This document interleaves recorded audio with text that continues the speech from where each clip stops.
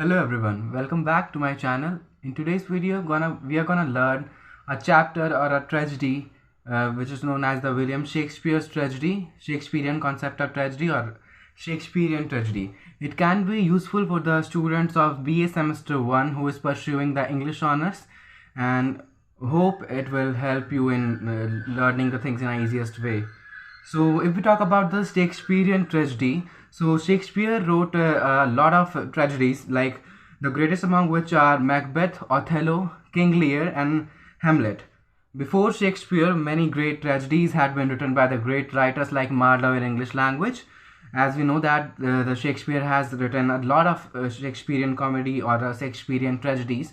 So if we talk about the definition of the Shakespearean tragedy by the Aristotle point of view, so a tragedy is an imitation of an action that is serious, also having some magnitude, complete in itself, and which is written in an appropriate and a pleasurable language, in a dramatic rather than narrative form, wherewith to incidence the catharsis of these emotions. A tragedy is the tale of suffering and calamity conducted to death. For classical tragedies, it is not essential. For what the Shakespearean tragedy, it is very much important. A play in which a series of action where the leader to the downfall to the main character, who is also known as the tragic hero. The plot is built on a catastrophe or a disastrous fine outcome that usually involves the death of the hero and the many others. Moving on to the next element of the Shakespearean tragedy. So the story of one man, which is one of the most essential elements of the Shakespearean tragedy, the suffering and the death, the chain of being, the supernatural element, the tragic Shakespearean tragedy, the tragic hero, and the last one is the hamartia. So if we talk about the most prominent theme or the elements of the Shakespearean tragedy, so one of the important element is the story on one man. In a Shakespearean tragedy, you can find many characters like the others tragedies as compared to the classical tragedies, but the story of the Shakespearean tragedy revolves around a single character, that is the hero or the protagonist of the play. The tragic hero is the next element. Tragic hero, in every Shakespearean play you can find a tragic hero who is also known as the protagonist of the play or the hero of the play. And there are some common qualities of the Shakespearean tragic hero. Tragic hero must be from a high class, like king, duke, prince, Hamlet. Like Hamlet was a commander, and King Lear was a king. Macbeth was also a commander or a nobleman of the Scotland. He must not to be good or not too bad. There must be a tragic flaw in the character of the tragic hero. He should be courageous and ambitious. Just because of that's because of the courageous or the ambition, they move into the heinous or blunder commitments, which makes fatal mistakes and they fall down badly. The tragic hero is a person of high rank whose fate affect the destiny and family and the city and the country as well. If we talk about the third prominent element of the Shakespearean tragedy is the tragic hero and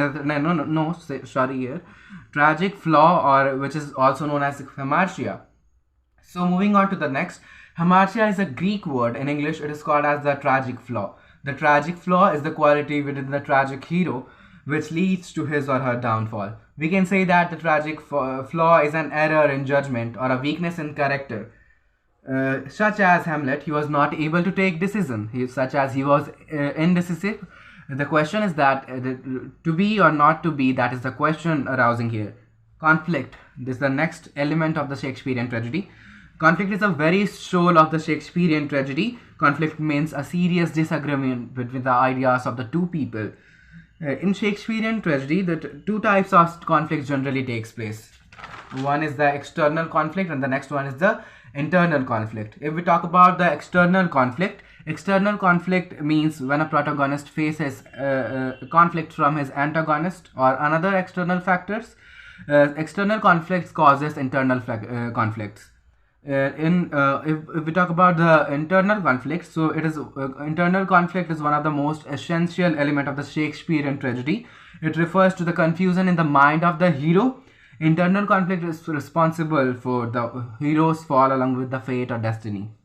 Suffering and death is the fifth element of the Shakespearean tragedy. A tragedy always ends in suffering and death, for otherwise it will not be a tragedy at all.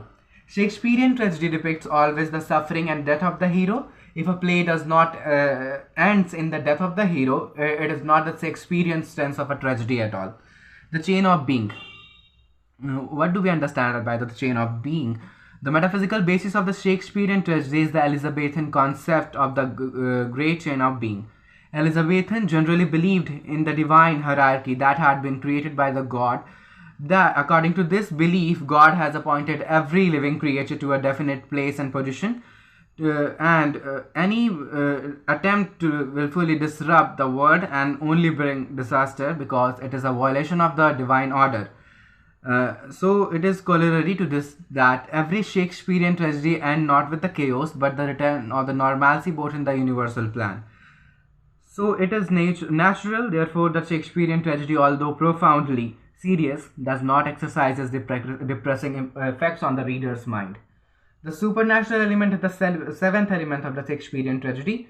The Elizabethans generally believed in the existence of the ghost, witches, black magic, witchcraft. Indeed, even there was a legal penalties which were awarded as even a witch or even an animal or even a person or animal was proved to be an witch.